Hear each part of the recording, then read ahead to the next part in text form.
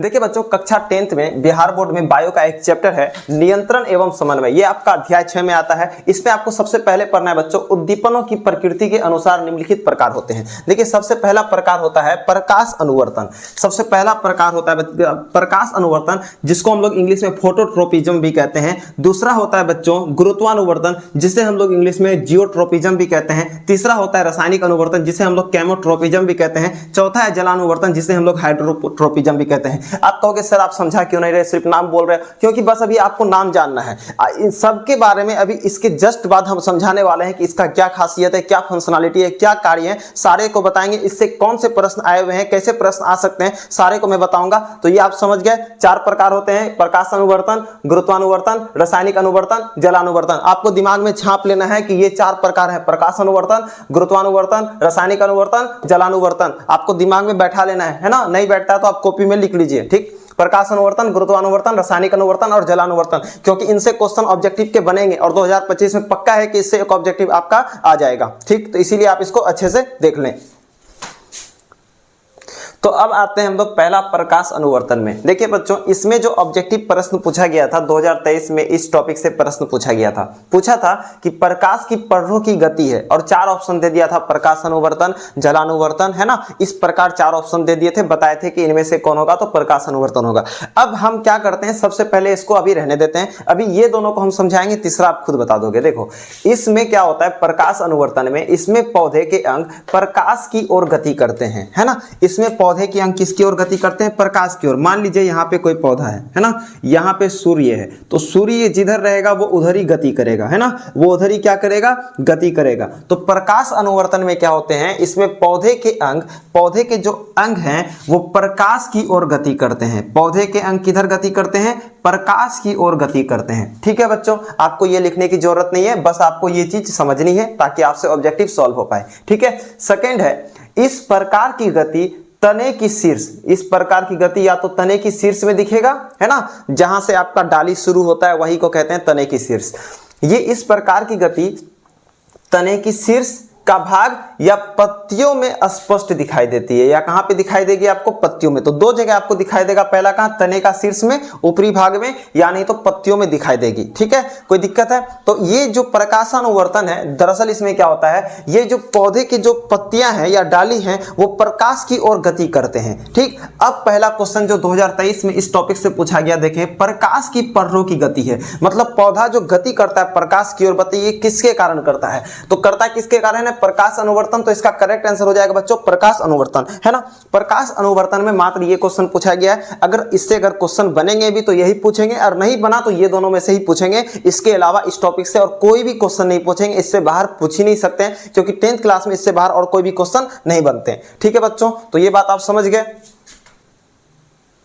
अब सेकेंड आपको हम बताए थे बच्चों, होता है गुरुत्वानुवर्तन, है ना। गुरुत्वानुवर्तन को इंग्लिश में जियोट्रोपिज्म भी कहते हैं। इससे देखिए किस प्रकार के क्वेश्चन आते हैं। ये क्या करते हैं आपको पहले हम समझाते हैं। ये जड़ जो होते हैं, पौधे के जड़ को, मान लीजिए पौधा का ये जड़ है, ठीक है। ये जड़ को क्या करते हैं, नीचे की ओर जो बढ़ाते हैं पृथ्वी की ओर। ये किसके कारण होता है, गुरुत्वानुवर्तन के कारण। किनके कारण, गुरुत्वानुवर्तन।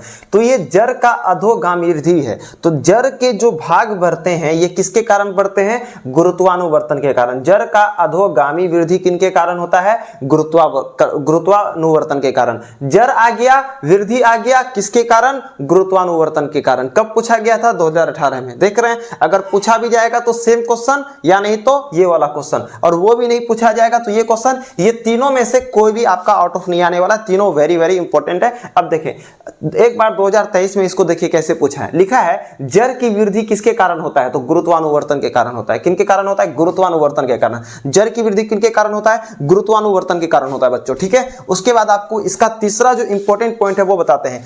इसमें पौधे के अंग गुरुत्वाकर्षण की दिशा में गति करते हैं। गुरुत्वाकर्षण मतलब ये जो जमीन है, इस जमीन की दिशा में क्या करते हैं, गति करते हैं। इसीलिए जड़ जो है वो जमीन की ओर होता है, ना कि ऊपर की ओर। समझ गए, किसके कारण होता है, गुरुत्वानुवर्तन के कारण। या तो सेम क्वेश्चन रिपीट हो जाएगा, क्योंकि बिहार बोर्ड की आदत है सेम क्वेश्चन को रिपीट करना, या नहीं तो ये वाला क्वेश्चन रिपीट हो जाएगा, और नहीं हुआ तो ये वाला टॉपिक से आपका प्रश्न इस बार पूछ लेगा। तो आपको तीनों प्रश्न आपको देखना है, इसी टॉपिक से आपके प्रश्न बनेंगे, ठीक है बच्चों।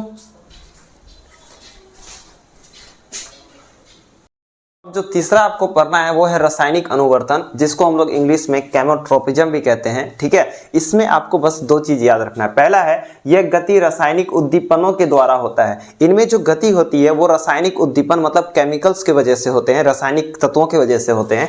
ठीक है बच्चों, ये पहला टॉपिक है। सेकेंड है आपका बीजांड की ओर पराग नलिका की वृद्धि का कारण होता है। ये पौधों में क्या होते हैं, बीजांड की ओर जो है पराग नलिका की वृद्धि का कारण होता है। ठीक है, आपको जब भी बीजांड दिख जाए, आपको जब भी परागनलिका दिख जाए और उसके साथ आपको वृद्धि दिख जाए, तो आपको समझ जाना है किसके कारण हो रहा है, रासायनिक अनुवर्तन के कारण। अब देखिए ये क्वेश्चन आपका 2021 में पूछा गया था। ठीक है, इस क्वेश्चन को आपको ध्यान में रखना है क्योंकि रिपीटेड क्वेश्चन बिहार बोर्ड में बहुत आते हैं बच्चों, तो आपको ये क्वेश्चन मिस नहीं करना है। ठीक है, एक चीज और, इनमें जो ऑप्शन आए थे बच्चों ये हिंदी में लिखा हुआ था इस प्रकार। यहाँ इंग्लिश में केमोट्रोपिज्म कहते हैं ना, इसी को हिंदी में ऐसे लिखा हुआ था केमोट्रोपिज्म। तो बच्चे जो जानते भी थे उससे भी गलती हो चुके हैं, है ना। तो हमको याद रखना है जो भी इंग्लिश में नाम है हम उसको इंग्लिश में से लेकर हम उसे हिंदी में भी लिख सकते हैं, इंग्लिश को हम लोग हिंदी में भी लिख सकते हैं। तो आपसे ये गलती नहीं होनी चाहिए। ठीक है बच्चों, तो ये काफी इंपॉर्टेंट पॉइंट है। अब अंतिम में आ जाते हैं, चौथे में, तो आपको बने रहना है। चौथा देखिए क्या है बच्चों, अंतिम में जो है आपका जलानुवर्तन। देखिए जल मतलब होता है पानी, और जल को हम लोग इंग्लिश में हाइड्रो भी कह सकते हैं। तो जलानुवर्तन को हम लोग इंग्लिश में कहते हैं हाइड्रोट्रोपिज्म। तो जलानुवर्तन में आपको बस एक पॉइंट आपको याद रखना है, बहुत ही इजी है बच्चों। क्या है देखें, पौधों के अंग का जल की ओर होने वाली गति को हम लोग जलानुवर्तन कहते हैं। देखिए पौधे जो है ना, अगर जल की ओर अगर गति कर रहे हैं तो किसके कारण करेंगे, जलानुवर्तन के कारण।